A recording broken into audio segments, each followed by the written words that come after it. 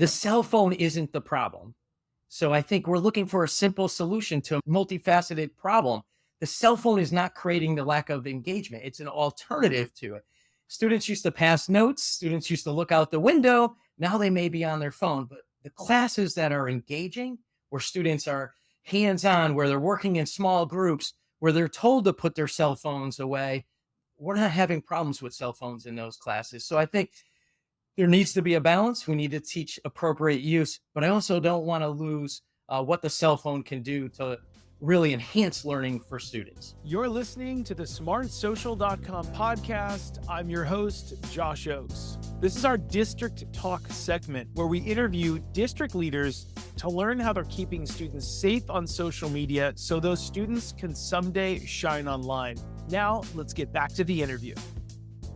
Hi, I'm Mark Benigni, proud superintendent of the Meriden, Connecticut Public Schools. Meriden is located about 2 hours from New York City and 2 hours from Boston. Our district features 13 schools, as well as about 8,800 students. Hi, I'm Barbara Haeffner. I'm the assistant superintendent for teaching and innovation in the Meriden Public Schools. I'm so happy to have both of you here today. So grateful that you take the time to help us inspire other district leaders so that we can show them some of your successes, some of your learnings, and what they can use to keep kids safe in their community.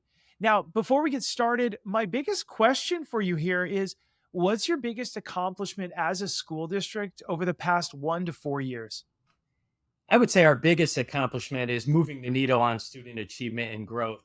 We've really seen our students make significant gains in both ELA and math, as well as some positive gains in science as well. So I think that's been our biggest achievement, and technology's played a key role in leveraging the learning. Yeah, that's great to hear. So much going on in a district of your size. And that's kind of what I want to dive into first. I want to ask, what advice would you have for other school districts nationwide to deal with social media issues that may originate on a social media app? I want you to think TikTok, Snapchat, Instagram, all these apps kids are on. But then those social media incidents that happen on the app, they create a very real problem on campus. What's your advice to districts to deal with that? So we feel your pain because we've had those experiences firsthand. And I think the most important thing that we could do is we can educate our students, the staff, our families. We start early with our students in kindergarten, teaching them how to be responsible digital citizens, and we carry that right through their career. In addition to that, we have acceptable use policies that students and families sign off on, but it's not just a policy, it's teaching students about their behavior online and their consequences. And it's also inviting families into the district and educating them, showing them appropriate use of technology and ways technology could help their students. So highlight the positives and then deal with the learning environment. Sometimes when we have to curb behavior, that isn't always appropriate. That actually parlays really well into the next question I have for you. Can you provide some examples of how your students may have used their social media in a positive or productive way that may have benefited themselves, the school district, or their community? Definitely. I think our students are using social media many times in very positive ways. Some of our athletes are using it to show game footage.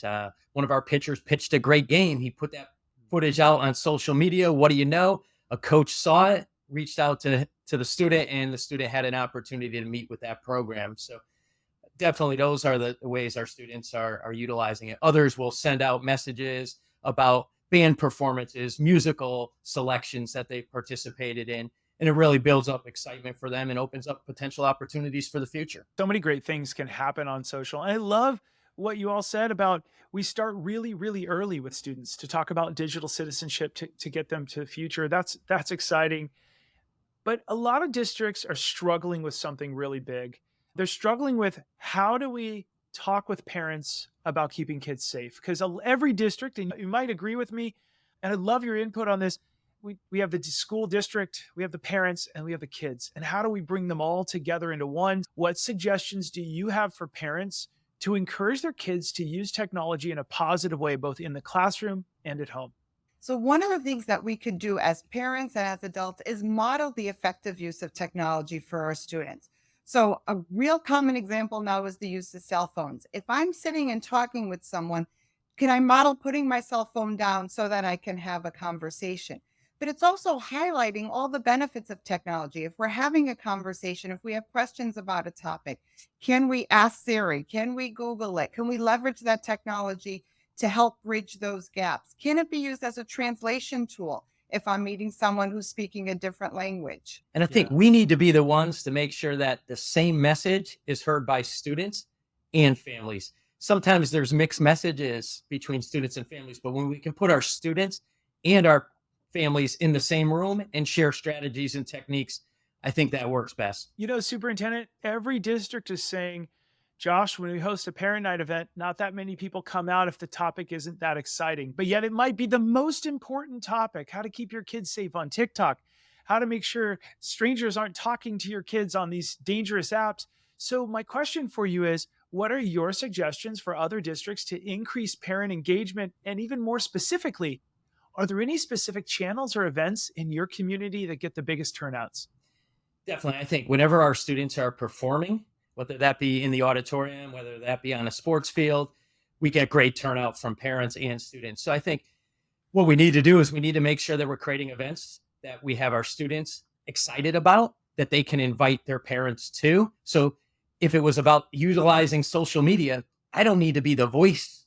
Let the students lead that charge. And I know if we do that, parents will attend and parents will hear the message.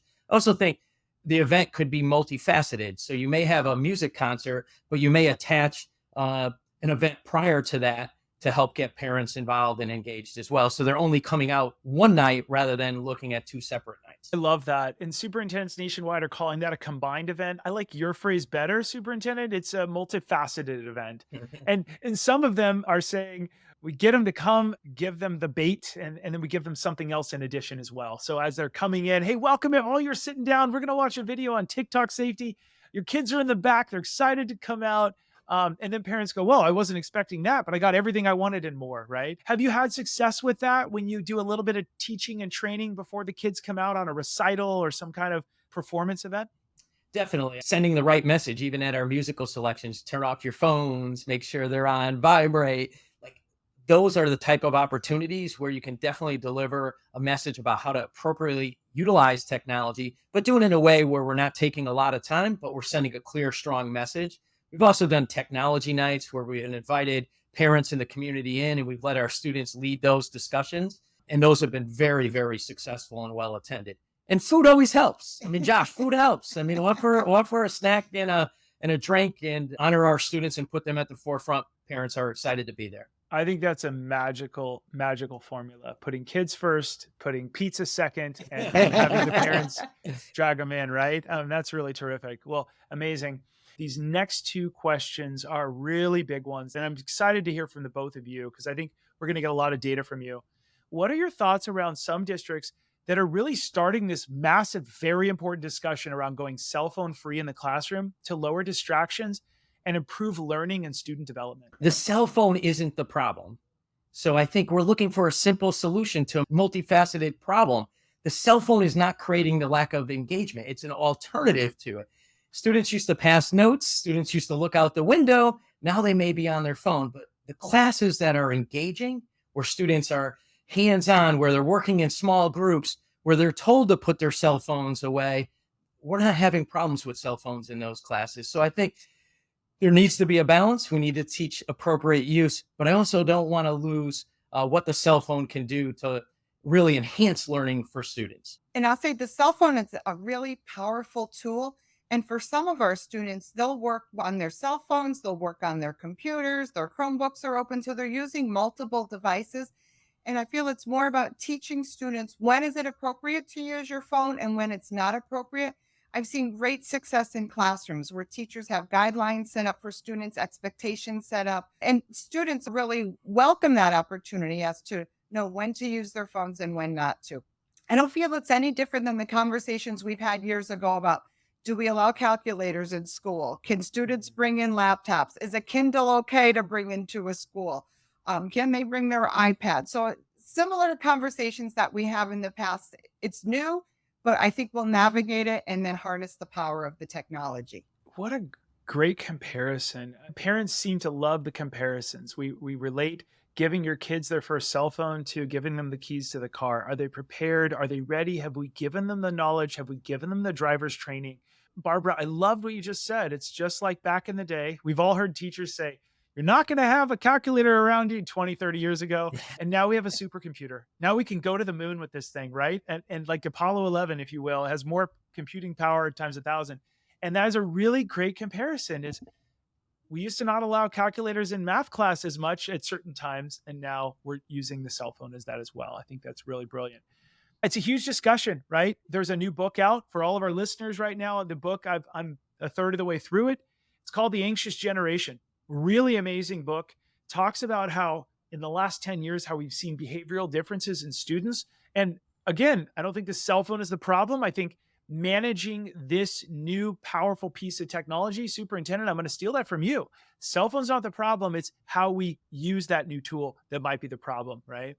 And there's going to be plenty of jobs out there in the future that are going to be connected to AI, and to just ignore it and not teach our students how to navigate it to the best of any of our abilities would be foolish. What we are is an education institution. We need to educate our students on what's out there and how to effectively utilize it. And some of our classes are doing creative work utilizing AI, like find 4 or 5 different opinions out there, determine which ones might be hallucinations, which ones make sense to you. Students are loving that type of lesson, and they're learning so much. And I think the skills they're learning are so important for their future and potential job opportunities. I love it. And we're going to get to that topic here, Superintendent, in just a second. I know you're chomping at the bit to answer that. So we're so excited with you here. But I have one more question first. And this is a big, interesting one that districts seem to really like to talk about. And a few years ago, I would have been afraid, but what do parents say? But they end up loving this question. Are there any personality tests, paths, Myers-Briggs tools that your schools are using in middle school and high school students to help students find their why, their strengths, their purpose, to help them navigate their future? Sure. As a district, we do climate surveys with students, staff, and parents. We also do getting to know you surveys with our students. And we're utilizing essays written by our older students, who they then share their experiences with our younger students. And we're getting good traction out of those. Again, when we give students voice and choice, they learn better, so they can choose which essays they want to read, and then they can write about their own experiences. But I think hearing from someone who sat in their shoes just a few years ago is so helpful to our students. I say, in addition, we have Naviance, which has your career type surveys to say, okay, where are your strengths and interests? We've also used Find Your Grind with some of our students, and that's a lifestyle assessment. So are you a creator? Are you a contributor? Are you an editor? And then what type of lifestyle would you like? And how does that shape your career path? We also have school counseling coordinators who look at career counseling coordinators who look at opportunities for students, and they'll hold roundtable. So it might be a real military roundtable, an apprentice roundtable. Alumni will come back. So many opportunities for students to interact with adults to look at their pathway. Interesting. So you're putting real professionals who come to school with a bunch of students in the room with kind of a guided, trusted adult, the counselor, coordinator, something like that. Yes. Mm-hmm. That's great. Boy, it's a day in the life. Like, oh, what's it like? What time do you wake up, right? I bet kids' eyes get really big and they learn about that career. They do. And they get very excited about it, especially when it's alumni. So if it's someone who they knew or a sibling knew, those personal connections are key. But students are very open, ask a lot of questions, and find it very inspiring. I bet also it's really fun to go on campus as a professional and go, I'm going to inspire a bunch of teens. No doubt. Through a Bar Foundation grant, we created a community-driven portrait of a graduate with some of the key competencies that we believe students will need to be successful later in life, and to have students and parents working side by side with our teachers, our union leaders, our administrators, our Board of Ed elected officials, really gave us a roadmap for the future too.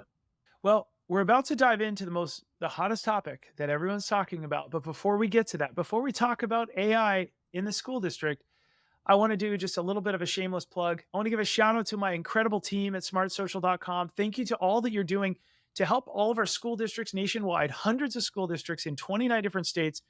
We're hosting 54 plus live incredible events. Gone are the days of Josh Oakes traveling to a school district as one of the leaders in social media safety. Now we do it virtual. every parent feels like it's made for their family, not even just the district. It's like, were you speaking? Did you know how my kids are thinking? Yes, we did, parents, because every kid seems to have one of these. I'm holding up for your audio listeners. I'm holding up an iPhone or an Android. How do we know every community? It's because we all have the same devices in the community. Shout out to the incredible team, 54 plus live events, 150 plus social media reels that we're giving to school districts to post. There are short little vertical explainer videos on how to reduce bullying, how to navigate AI, how to be safe on the different apps, how to navigate TikTok when your kid is ready, all these different things, the best parent newsletter, and a dashboard for districts. Team, great work. Thank you so much for making this possible. I could not save as many lives without you. All right, we're back to the program. That was my shameless plug for the incredible work that the team's doing. Now, the next question I have for you, the hottest question, the last question for both of you is, how is your district approaching AI tools like ChatGPT, Google's Gemini, and Claude? So all the adults in the district have access to the AI tools. And actually, we've just trained our administrators, our Board of Ed members, as well as our clerical staff on AI tools for the start of the school year. And I have to tell you, there's a lot of excitement around those tools because they're learning how the use of those tools can make some of their jobs easier or simplify some of the tasks. Our students have access at the high school level. At the middle school level, we do have students who piloted a course last year with guardrails on it. So they weren't sending information back to a large language model. They were learning more how to ask prompts, refine their prompts, and work with the technology. But we know that it's coming very quickly. There's definitely an excitement and people are eager to learn more. And we're already using a couple tools that would fall under that AI umbrella, whether that's Grammarly or Canva, and really just letting people know that that's what we're talking about when we talk about AI. And those are some of the tools that can really make our work life or our students' work life easier as well. Superintendent, you really hit on that. We don't know it, but we've had AI for years in our families. Grammarly has been around for, it feels like 10 years maybe. And it's been correcting people's grammar and their writing prompts and everything. And now it's smarter than ever. And so really navigating when is it safe, kind of like what Barbara said as well, is we look back to what is acceptable for us to use and how do we use it. I've had so much fun with both of you. You are terrific. Thank you to both of you for joining us here today. Thank you. Thanks for having us. Appreciate all your work, Josh. Thank you. For all the rest of you listening or watching, I want to thank all the school districts that are trusting the incredible team at Smart Social, dozens of incredible verified parents doing the research for the families in your community. They do it really for their families and their babies first. And then we do it with my background at Walt Disney, that type of framework to make sure that it's family friendly, that makes sure that it scales to every single community, just like yours. And if you're thinking, boy, our community is unique, it probably is. But we all have the same devices, the same screen time, the same issues that we didn't have 15 to 20 years ago.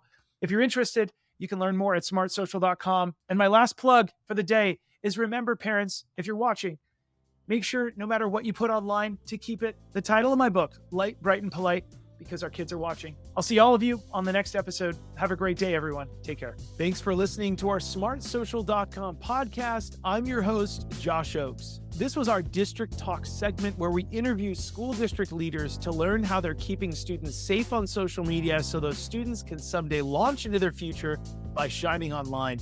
This episode was brought to you by our smartsocial.com VIP program. It's called the Very Informed Parent Program, which helps you engage your students with teen-led video lessons. Stay one step ahead with our premium parent newsletter and discover hidden features on trending apps on teens' phones and our 54 plus live parent and student-friendly events every single year.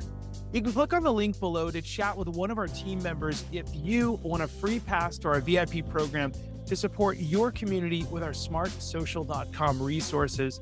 And if you're a district leader who has a success story, we would love to feature you on a future episode. You can click the links below to reach out. Thanks so much for listening, and we look forward to seeing you on the next episode. Have a great day.